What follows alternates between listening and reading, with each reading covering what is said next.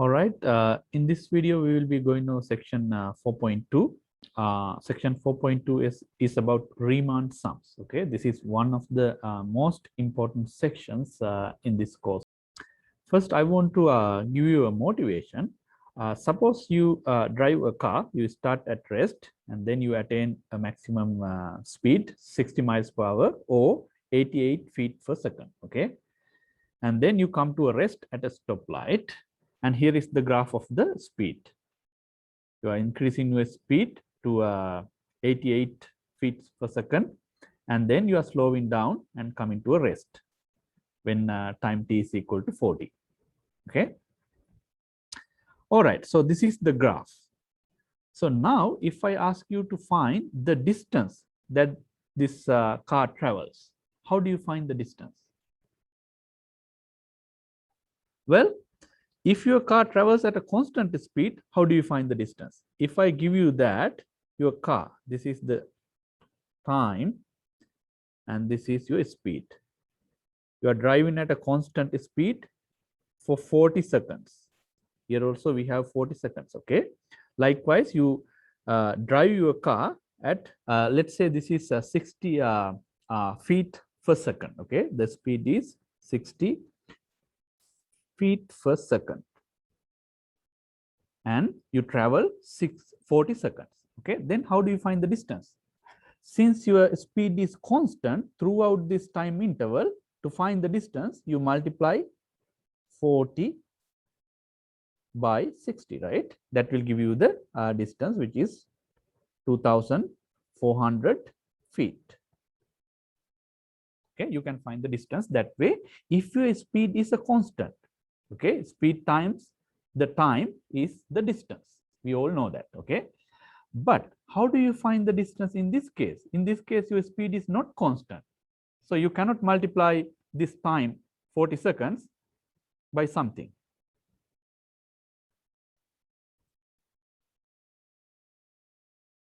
Okay, in this case, you cannot find the distance traveled by the car easily like here.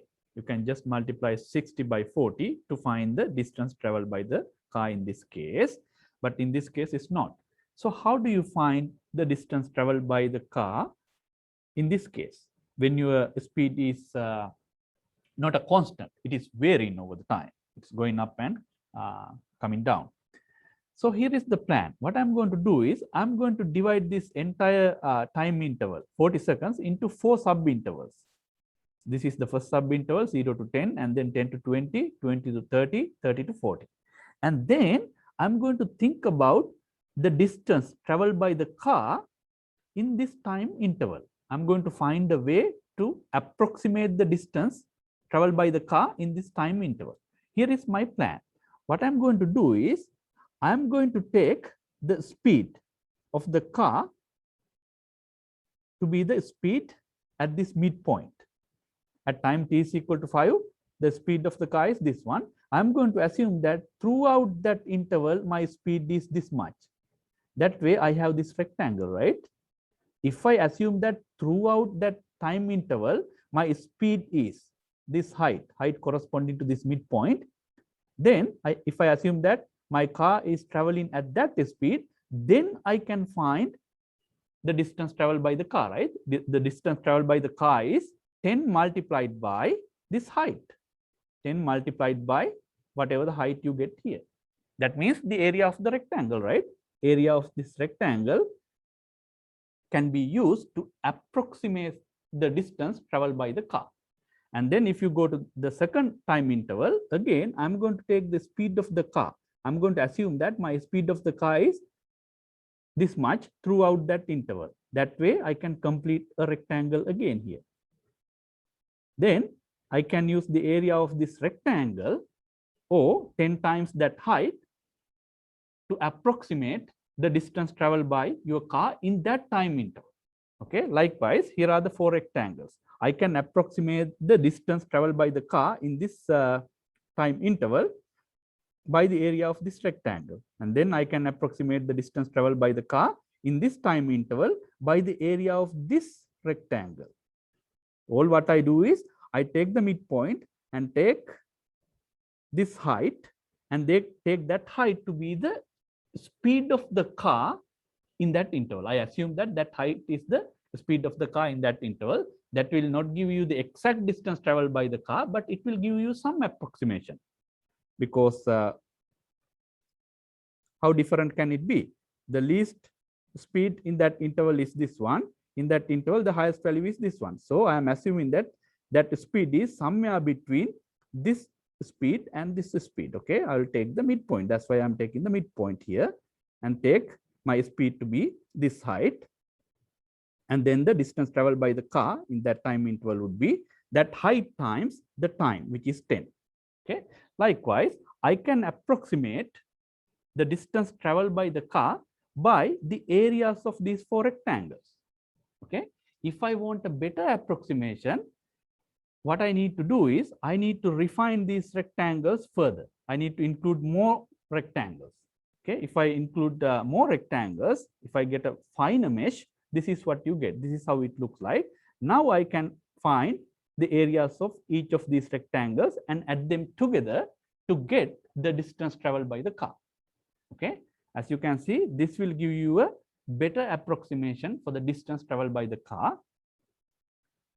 And as you can see here, at the end of the day, what we are looking for is the area under this curve.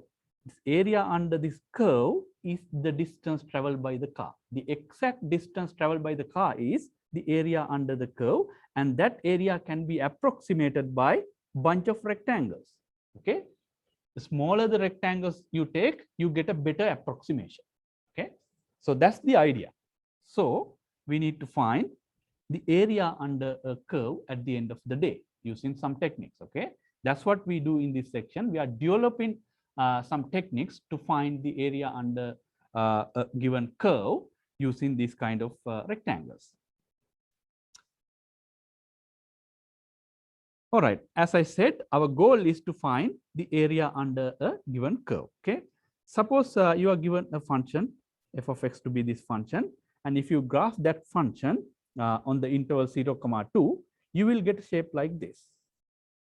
My question now is, how do I find this area, or how do I find an approximation for this area under the curve? Well, idea is clear from the previous argument. All what I need to do is I'm going to have to divide this interval into certain number of subintervals. First, I will divide that into 4 subintervals. Here, as you can see, you have 4 subintervals. And then what I'm going to do is, in each subinterval, I'm going to take the function height at the left endpoint. If you take this subinterval, the left endpoint is this one. The function height at the left endpoint is this height. This is the height. So I'll take that height as the function height in this interval. And then if you go to the second interval, left endpoint is this one. The function height is this much. Okay, I will mark that height and complete the rectangle in that interval. So here is the picture for the completion of the rectangles. I go to this interval, take the left endpoint and take that height to be the function height, and then complete the rectangle with that height in that interval. And then go to the next interval, take the left endpoint and take the function height, that function height is this much, and complete the rectangle with that height. So on and so forth, you keep completing the rectangles. Now, what I am claiming is that the sum of the areas of these rectangles, if you sum up the areas of these rectangles, that would be an approximation for the area under the curve. Of course, it might not be accurate, but it will be an approximation. Okay, so if you want to make it more accurate, what do you have to do? You have to refine this interval further. You have to include more rectangles. For example, if you include 8 rectangles instead of 4 rectangles, you will get a more accurate approximation. As you can see here, you have 8 rectangles in this picture. Those 8 rectangles would better approximate the area under the curve. Okay, going back to previous one, how do you find the areas of these 4 rectangles?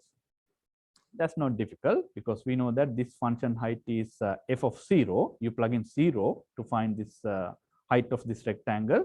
F of 0 times this length is 1/2. You multiply f of 0 by 1/2 to get the area of this rectangle. And to get the area of the second rectangle, you multiply this height, which is f of 1/2, f of 0.5 times 1/2. 1/2 is the width of the rectangle. So on and so forth, you can find the areas of the other two rectangles. Those would be these two terms. Okay. Now you can calculate this one. You can plug in f of 0, x is equal to 0 in your function to find f of 0, and x is equal to 0.5 to find f of 0.5, and so on and so forth. You can find these two terms and plug in those values to get the approximation. The approximation would be 1.915. Okay. Actually, this subdivide, approximation, and add up process is this process lead to the notion of Riemann sum. Okay, that's what we call the Riemann sum. You divide your interval into subintervals, and then you take rectangles, and then you add them up. You add the areas up. Okay. All right. Let's move on. Yeah, actually, before we move on, let me show you how this Riemann sum is powerful in calculating the areas.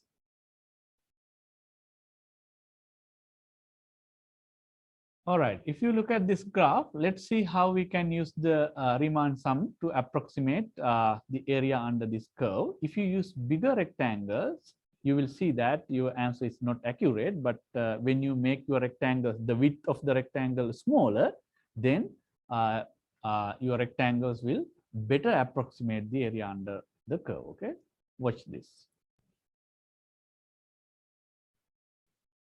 As you can see, when the rectangles are getting thinner, you get a very good approximation. Okay, so that's the idea of the Riemann sum. All right, now we are going to define the Riemann sum formally. Okay, here is the process. Suppose you have been given a graph of a function y is equal to f of x. This is the graph of the function y is equal to f of x. Okay, and this graph is defined on the interval a comma b. This is a, which is what I denote by x naught, and endpoint is right endpoint is b. I will denote that by xn. Okay, and then what I do is I take this interval a comma b and copy it over here, and now I'm going to divide this whole interval into n equal subintervals. Okay, so how do I do that? What I do is I find this distance, which is b minus a, and divide it by n to find the length of a one such subinterval. So if I take this to be delta x, this quantity to be delta x, the one of those subintervals will be delta x. The length of the one of the subintervals would be delta x. So that means this is delta x, this is delta x, this is delta x, so on and so forth. Okay. Now what I'm going to do is I'm going to mark these points. I'm going to take this point A as x naught, the first point as x1. x1 is actually x naught plus delta x, or a plus delta x. If you add delta x, a to delta x, if you add delta x to a, you get x1. If you add 2 delta x to a, you get x2.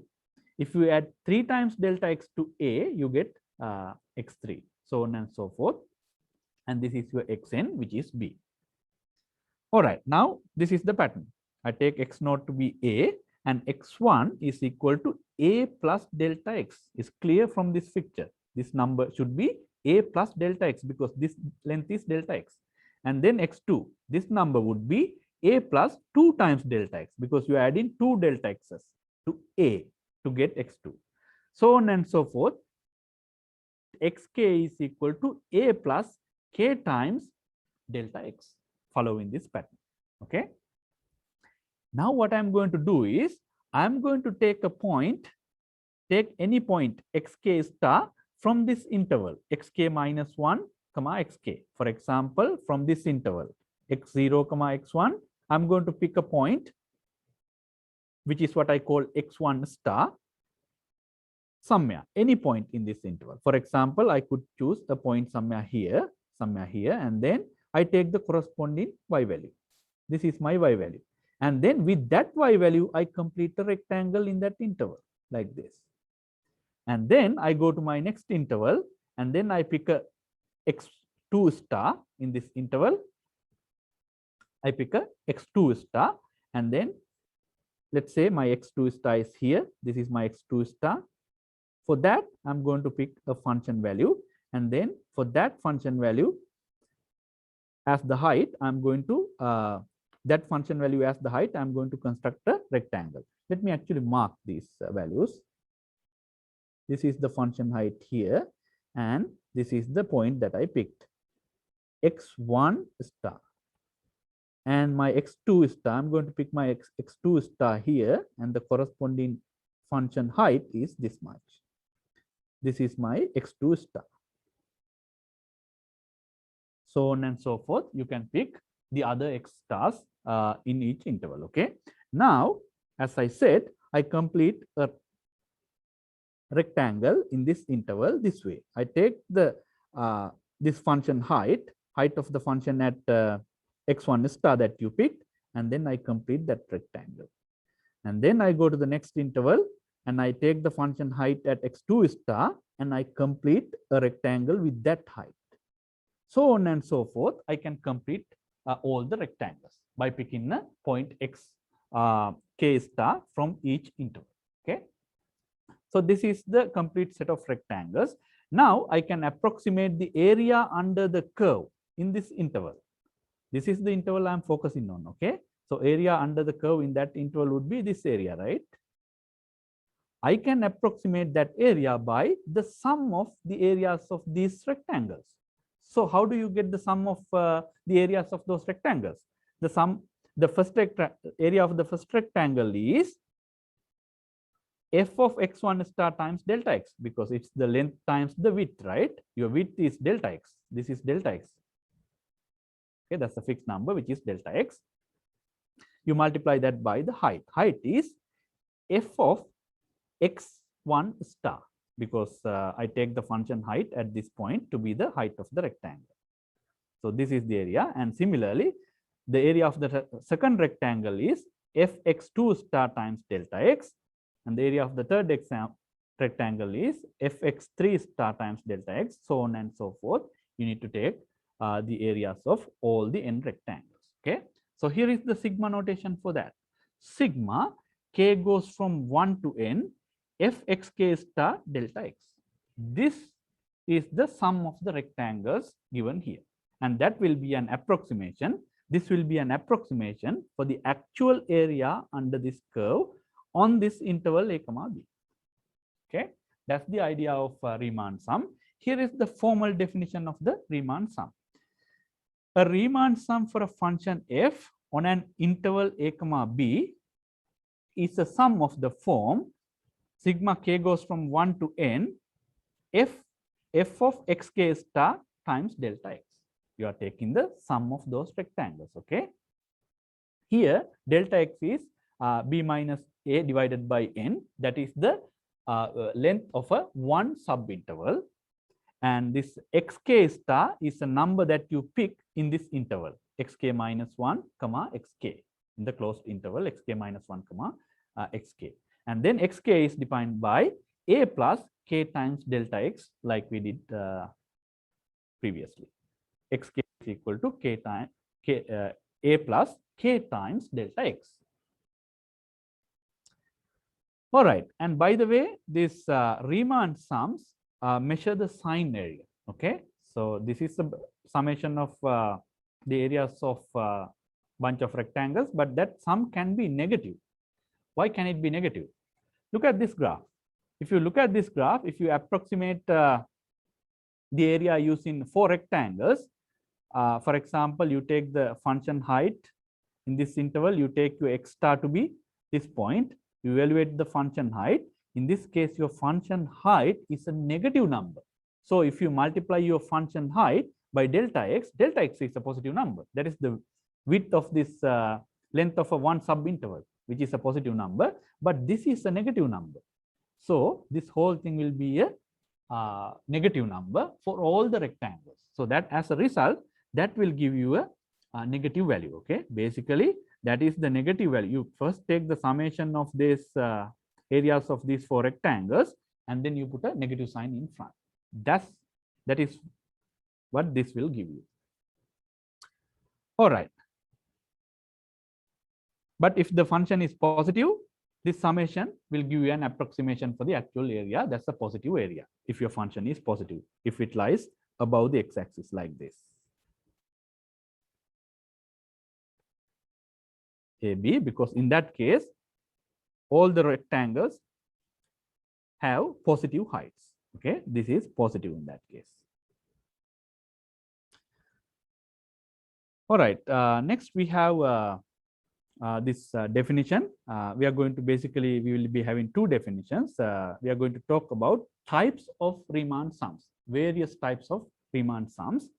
Here are the first 3 types that I want to talk about: left, right, and midpoint sums. Okay, let's see what the definition says. Let f be a function defined on the interval a comma b. Given a positive integer n, let delta x is equal to b minus a over n, and xk is equal to a plus k times delta x. Okay, these are same as we discussed previously. Delta x is always b minus a over n. Xk is always a plus k times delta x. They are fixed. Then n rectangle left sum for f on the interval a comma b is given by this summation. Sigma k goes from 1 to n, f of xk minus 1 times delta x. What's going on here really? Why do you call it the left sum? Okay, you call it the left sum. If you go to the interval xk minus 1 comma xk, you pick the left endpoint to calculate the function height. Okay, here is an example where you take the left sum. See, I have 4 intervals here, right? 1, 2, 3, 4. In each interval, I take to complete my rectangle. In each interval, to complete my rectangle, I take my function height at the left endpoint. See, in this interval, this is the left endpoint. This is the left endpoint. I take my function height to be the height at that left endpoint. If you go to the second interval, again, the left endpoint is this point, and you take the function height to be the height at that left endpoint. Every time, whenever you take an interval, you take your function height to be the height at the left endpoint to complete your rectangle. That's why we say that it's the left sum. Always you pick in every interval, you pick the left endpoint and compute the function height and complete your rectangle. Okay, that's why you call it the left sum. You basically pick the left endpoint. And then we have a similar scenario for the right sum. The n rectangle right sum for f on a comma b is sigma k goes from 1 to n, f of xk times delta x. This time I am plugging xk, the right endpoint of each interval. Here is an example where I take the right sum. See, if you look at this interval, first interval, the right endpoint is this point, and I compute the function height at that point, and then I complete the rectangle with that height. So on and so forth. In every interval, I take the right endpoint, compute the function height, and then complete the rectangle. Okay, that's why we say that it is the right sum. And then the midpoint sum. N rectangle midpoint sum for f on a comma b is given by this expression. Okay, sigma k goes from 1 to n, f of xk minus 1 plus xk divided by 2 times delta x. What is this? What are we plugging in this case? Here is the picture for the midpoint sum. What we really do is, I go to an interval, I go to the first interval, and I find the midpoint of that interval. Okay, this is the midpoint formula, xk minus 1 plus xk divided by 2. That will give you the midpoint. In this case, of course, x naught plus x1 divided by 2. That is the midpoint. I'm going to compute the function height at that midpoint. This is my function height. Now I complete my rectangle with that height. Similarly, I go to the second interval, I compute the function value right at the midpoint of that interval and take take that height to complete my rectangle. Okay. As you can see, since I'm taking the midpoint, we say that that is the midpoint sum. In rectangle, midpoint sum, and that this is the formula for this. Notice that, how do you get this formula from the definition of the Riemann sum? This was the definition of the Riemann sum that we just discussed, right? This is what we call the Riemann sum. Remember, in the Riemann sum definition, we can pick this xk star to be any point in this interval, xk minus 1 comma xk. When you take the left sum, you plug in xk minus 1 for xk star. You take your xk star to be xk minus 1 when you find the left sum. For left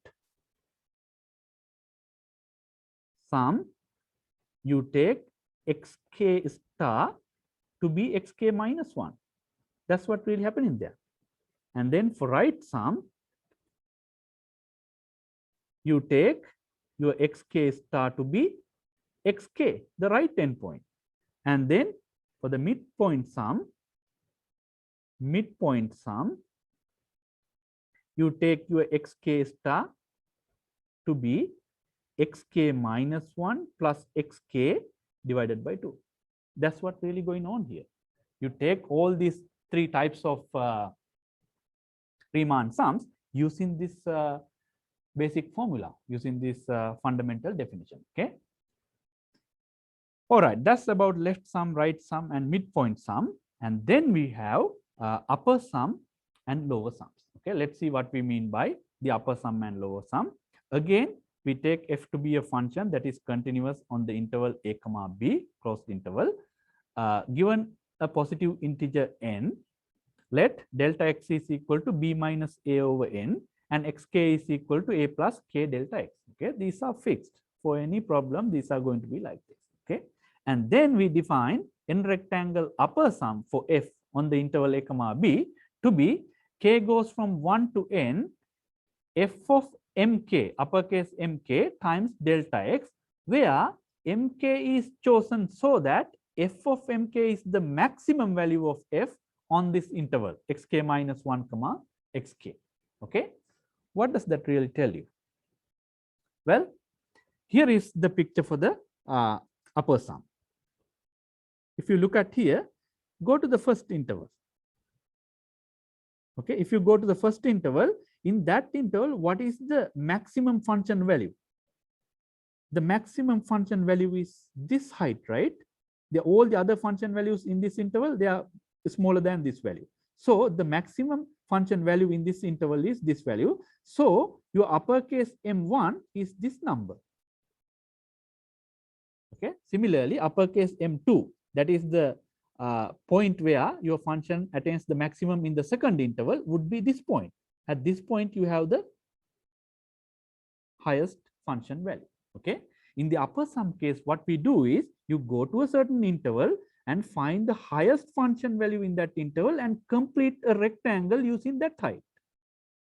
Go to the second interval, find the highest function value, which is this value, and complete the rectangle in that interval. Okay, so on and so forth. In each interval, you find the highest function value and complete the rectangle with that height. Okay, that's when you get, if you sum up those rectangles, that's when you get the upper sum in rectangle upper sum. Okay, that's the idea of upper sum. And we have a similar definition for lower sum. Here is how we define the lower sum. Sigma k goes from 1 to n, f of mk times delta x, where mk is chosen so that f of mk is the minimum value of f on the interval xk minus 1 comma xk. Okay, in that, here is the lower sum picture.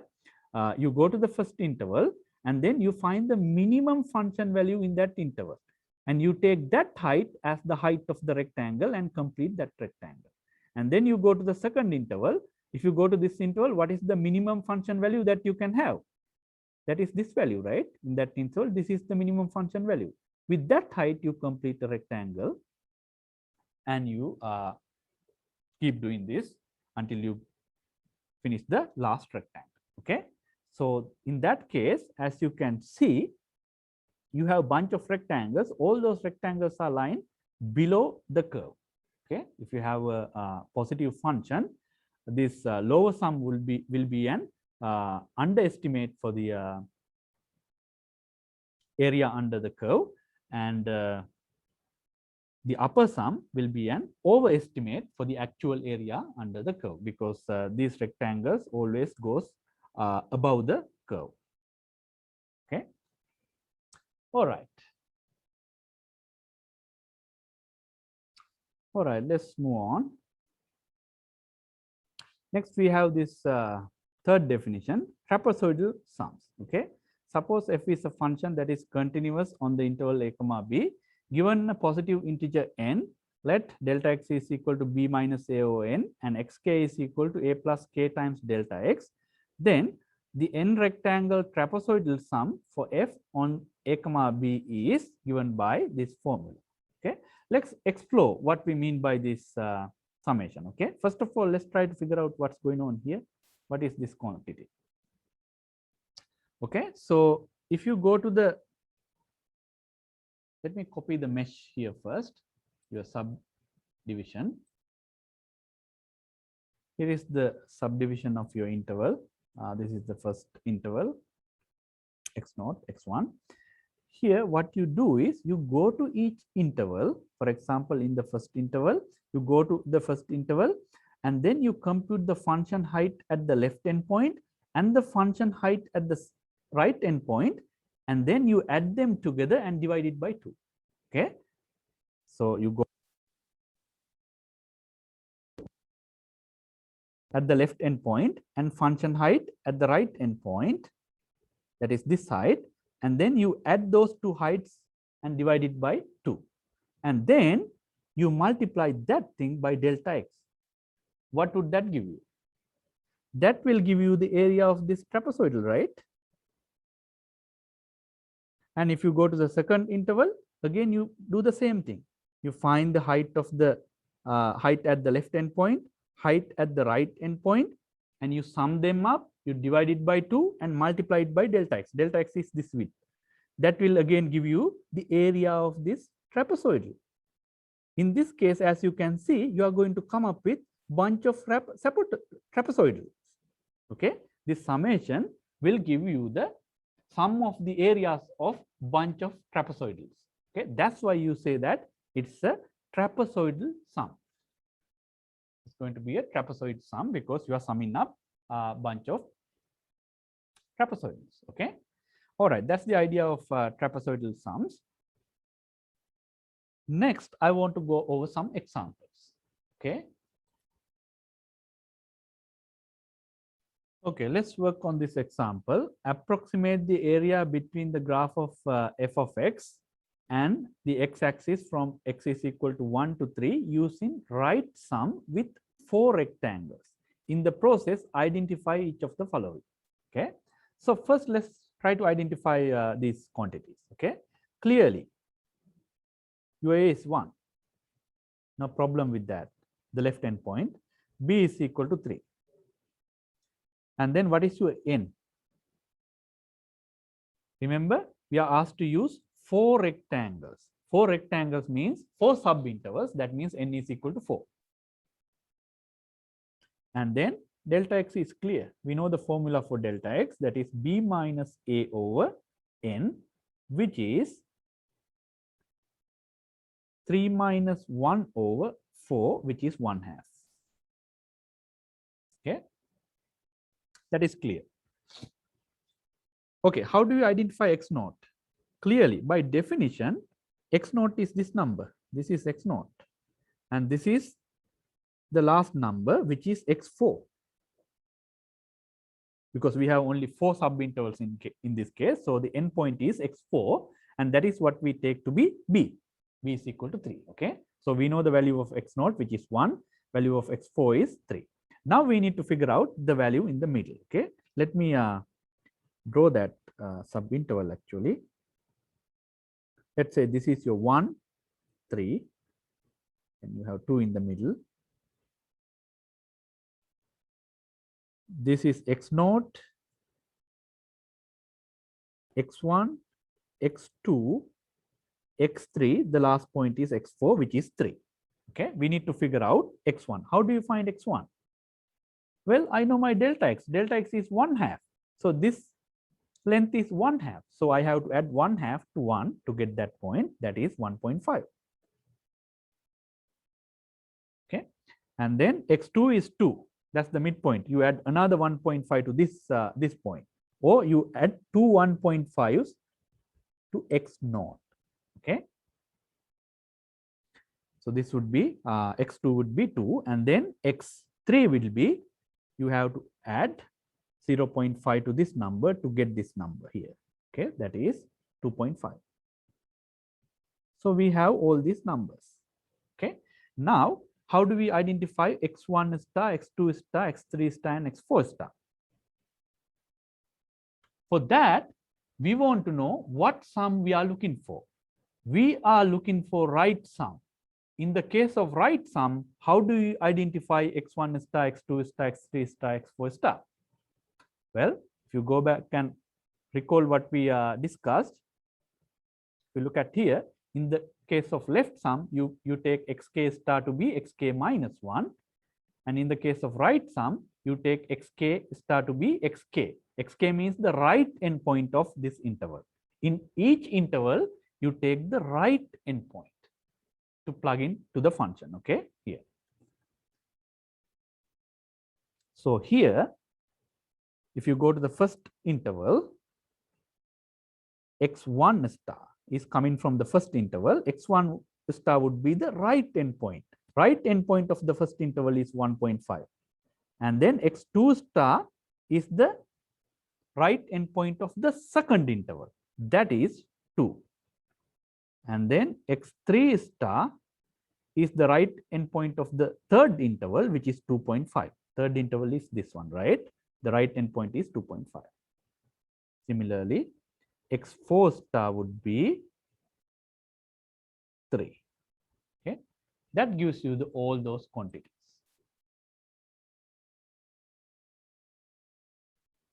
All right, now we can find the right sum with 4 rectangles, and here is the formula. K goes from 1 to, your n is 4 in this case, so I can make this 4.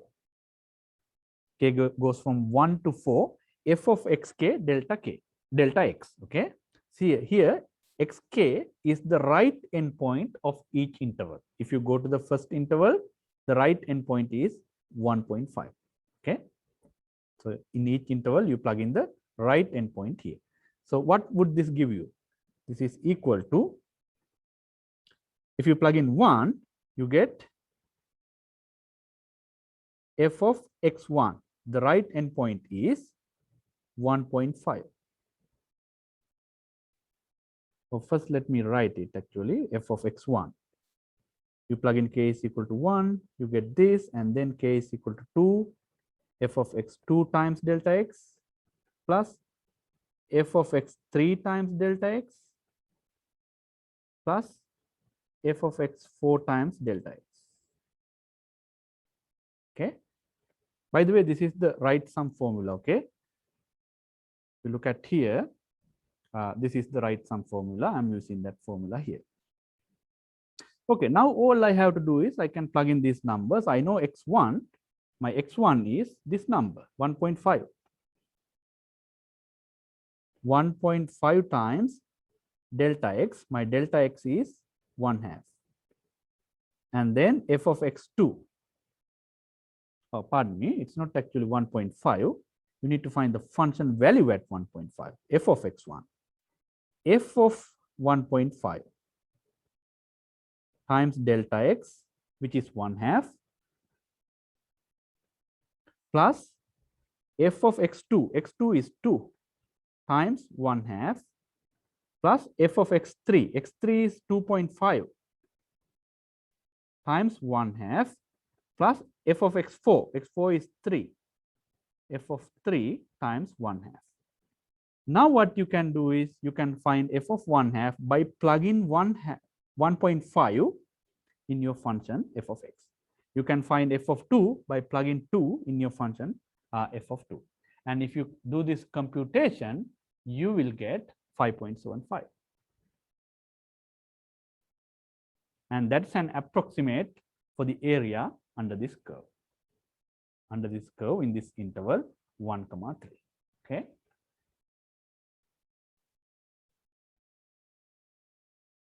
All right, let's go to our next example. Consider again area between the graph of f of x and the x-axis from x is equal to 1 to 3. Express n rectangle right sum. Again, we are focusing on the right sum approximation in sigma notation. Simplify until k and n are the only variables that appear in your expression. Use your expression to calculate the right sum approximation with n is equal to 4 and n is equal to 8. Okay, let's see how we do this. Okay, so we need to express the n rectangle right sum. What is the n rectangle right sum by definition? Right sum, by definition, we know that this is sigma k goes from 1 to n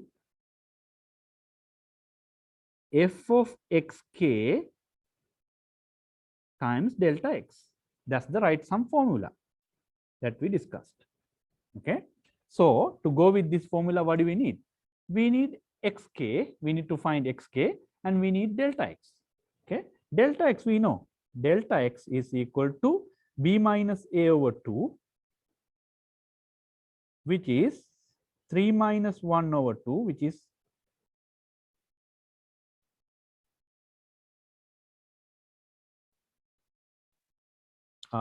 here actually n. Okay, I'm going to take this to be n because I'm going to take the n rectangle right sum. So I'm going to divide b minus a by n.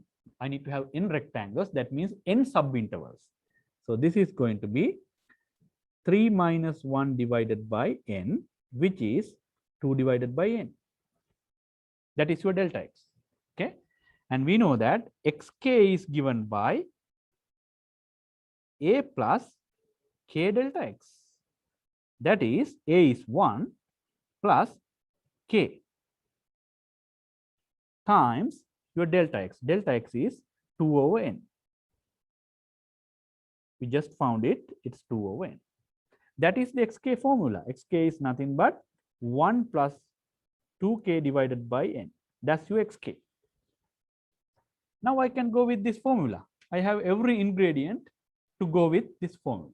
Okay, let's try the formula now. All right, note that right sum. I'll write RS for the right sum. Okay, right sum formula is given by this expression, and that is equal to sigma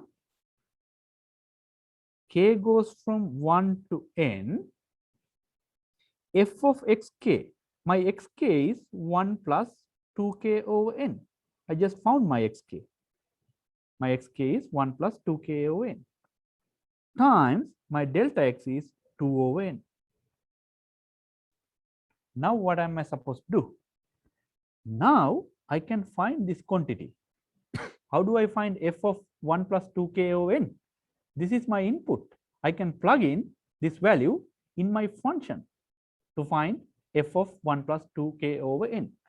Let's do that. You will get a huge expression, but that's okay. You can always simplify that.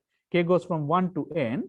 You get 1 plus 2k over n whole thing is squared minus 2 times 1 plus 2k over n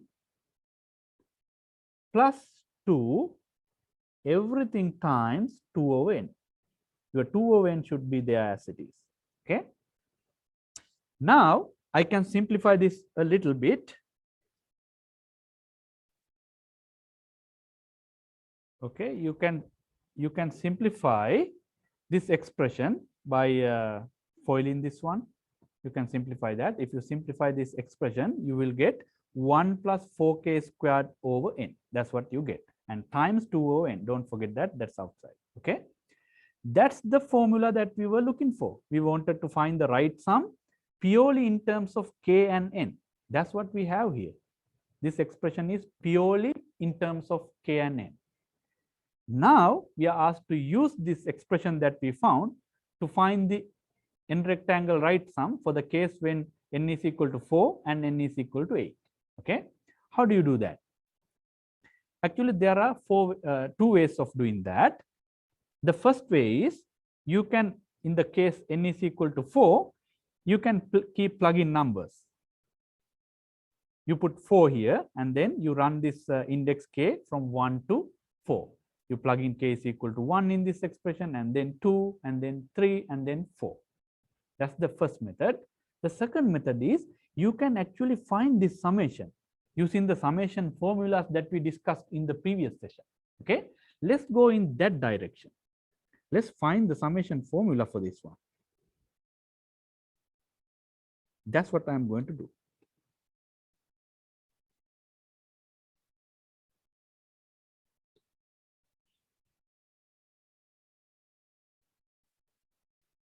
Okay, so here is my summation. I can simplify this. Sigma k goes from 1 to n, 2 divided by n plus 4k squared divided by n to the power 3. I just distributed 2 over n inside the parentheses. Okay, then you get this 2 over n plus 4k squared. Actually, it should be 8k squared because 2 times 4 is 8. Okay, it should be 8. 8k squared divided by n cubed. Now I can apply the sum to each individual piece using the rules that we discussed. K goes from 1 to n, 2 over n, plus k goes from 1 to n, 8k squared divided by n cubed. I'm going to do a few more modifications here. Notice that in this summation, the running index is k. N is a fixed number. This n is a fixed number. The only running index is k. So I can pull this quantity out. Then you get 2 over n times sigma k goes from 1 to n, 1, plus sigma here also. I'm going to pull out something. I'm going to pull out 8 over n cubed because that's a constant, because the running index is only k. Okay, well, you have to leave only the terms with k inside.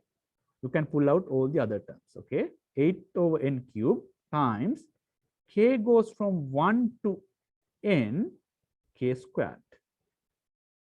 Now I can use the summation formulas that we discussed in the previous section. Pardon me. Summation sigma k goes from 1 to n, 1. It is n. We know that it is n by previous lesson. So I'm going to plug in n here.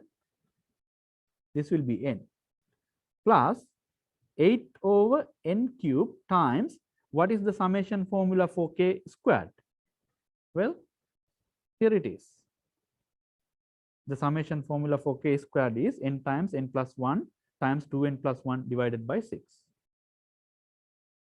So that will be n times n plus 1 times 2n plus 1 divided by 6. Okay.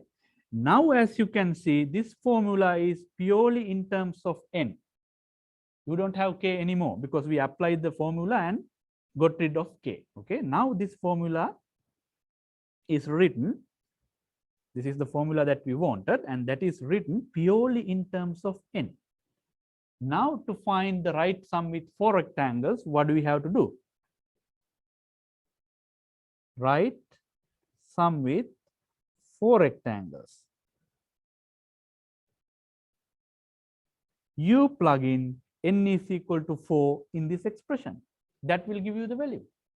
Okay, that's the advantage of having a formula like this. When you have a formula like this, whatever the n value you are given, you can plug that n value in here to calculate the value.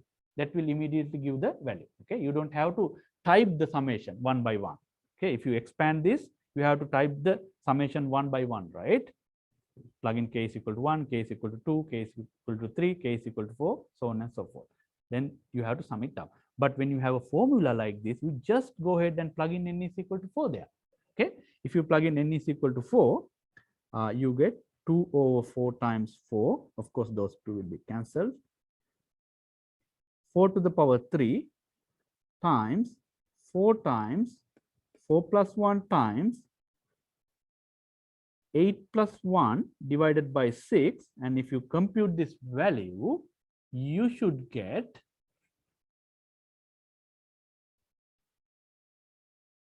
5.75. That is the same value that we got in the previous example, because previous example was the same. Okay, same function, 4 rectangles, right sum. So the value should be same. We get the same value here. Similarly, I'm not going to write the details. Right sum with 8 rectangles.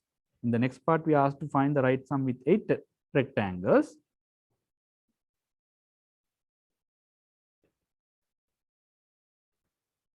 Will be equal to 5.1875. How do you find it? How do you find the right sum for right sum with 8 rectangles? You just plug in n is equal to 8 in this expression. That will give you the right sum with 8 rectangles. Okay. All right, that completes that example. Next, let's look at this particular example. Approximate the area between the graph of f of x is equal to this particular function, which is the same function, on the interval 1, 3, using n is equal to 4 with the left sum, midpoint sum, and trapezoidal sum.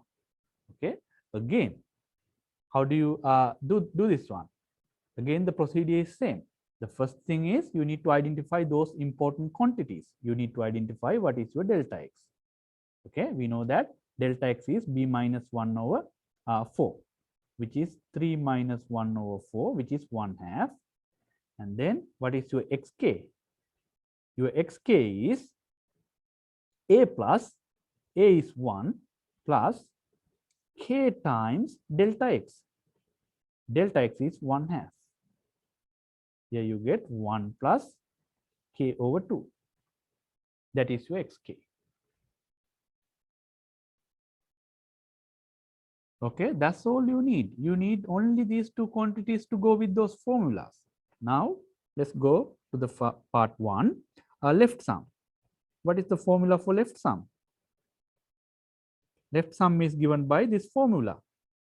We discussed this formula. K goes from 1 to n f of xk minus 1. Remember, you plug in the left endpoint. That's why you say that it's a left sum times delta x.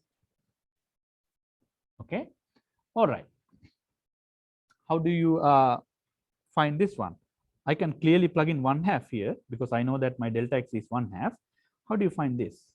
First of all, I need to figure out what is my xk minus 1, right? I have a formula for xk. Xk is given by 1 plus k over 2. Formula, I can easily find xk minus 1. Xk minus 1 is 1 plus k minus 1 over 2. Would you agree with me? All I have to do is I have to replace k by k minus 1. K by k minus 1. So you get xk, you get a formula for xk minus 1, which is 1 plus k minus 1 over 2. Okay. So now I can plug in f of xk minus 1 by plugging xk minus 1 in the function. Of course, my xk minus 1 is this quantity. This is equal to sigma k goes from 1 to 4. Pardon me here. Okay, here it should be 4. I'm looking at only 4 rectangles. K goes from 1 to 4. F of xk minus 1, that is 1 plus k minus 1 over 2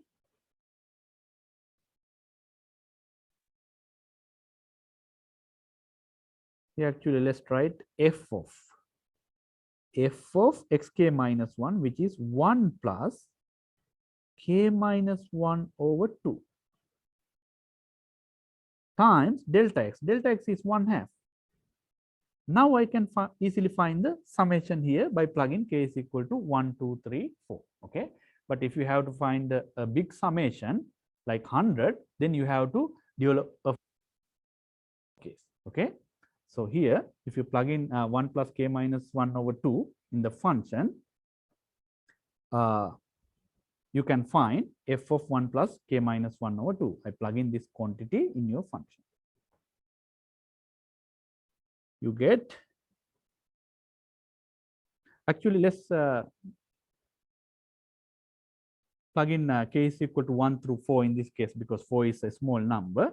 So if you plug in k is equal to 1, you get f of 1 plus 1 minus 1 is 0, 0 over 2 is 0, plus times 1 half, pardon me, this times 1 half, plus f of, and then you plug in k is equal to 2, then you get 1 plus 2 minus 1 over 2 times 1 half, and then k is equal to 3, f of 1 plus 3 minus 1 over 2 times 1 half. Finally, we have plus f of 1 plus 4 minus 1 over 2 times 1 half. Okay. Now what we can do is we can simplify this further. F of 1 times 1 half plus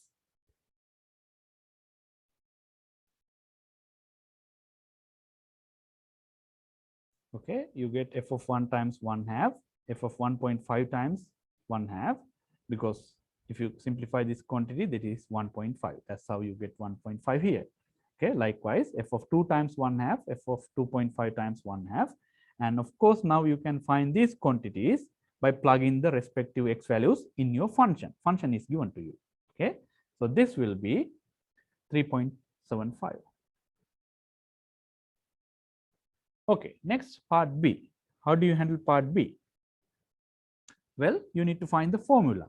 The midpoint sum formula is f of xk minus 1 plus xk divided by 2 times delta x. That's the midpoint sum formula. Okay.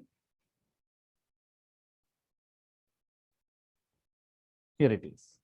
Okay. Midpoint sum formula is this one.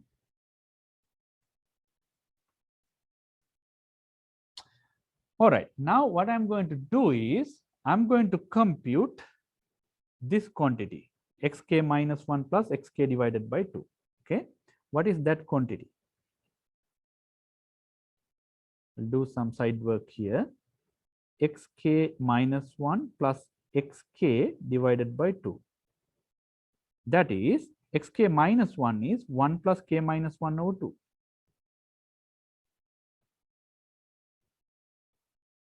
Plus xk is 1 plus k over 2.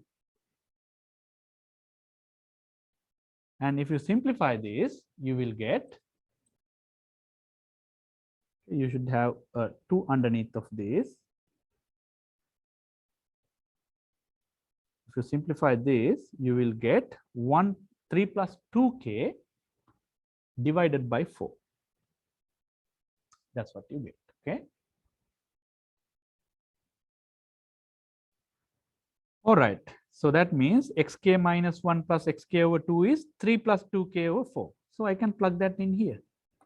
Okay. So my midpoint sum becomes k goes from 1 to n f of 3 plus 2k divided by 4 times delta x. Okay. Delta x is of course 1 half. We know that. Now I can expand this sigma notation. You plug in k is equal to 1 first. F of 3 plus 2 times 1, 2 over 4 times 1 half plus f of 3 plus, you plug in k is equal to 2, 3 plus 4 over 4 times 1 half, and then you plug in k is equal to 3, f of 3 plus 6 over 4 times 1 half plus f of 3 plus, you plug in 4, 8 over 4 times 1 half. Okay. Now all what you need to do is you need to compute this one. Okay, so of course we can okay, if you compute this quantity, it's 1.25, and if you compute this quantity, 1.75, so on and so forth. So at the end of the day, we need to find this summation. You can find these quantities by plugging those x values in your function f of x. If you find this value, you will get 4.625. Okay, that's the value that you are going to get. And that completes part B. And I'm going to leave the part C as an exercise for the trapezoidal sum. Here is the formula. I'll write down the formula.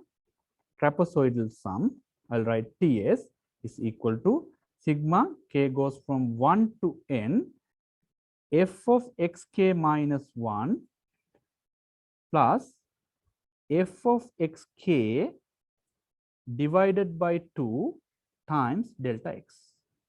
That's the trapezoidal formula.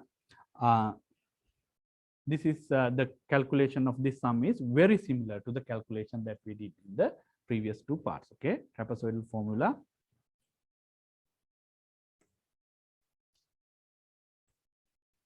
is given here. Okay, this is the formula, trapezoidal formula, and then you follow